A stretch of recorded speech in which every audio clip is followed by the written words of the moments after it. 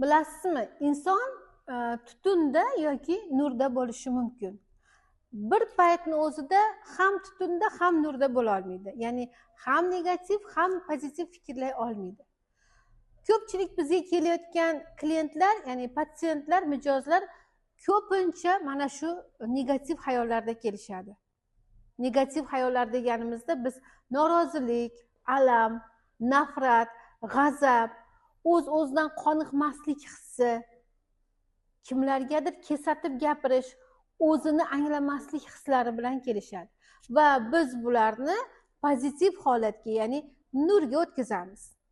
Qanday qilib? Bu bizda amaliy mashg'ulotlar orqali bo'ladi. Siz eng kamida 3 kun, ya'ni seshanba, chorshanba, payshanba kunlari amaliy mashg'ulotlarimizga kelishingiz zarur bo'ladi.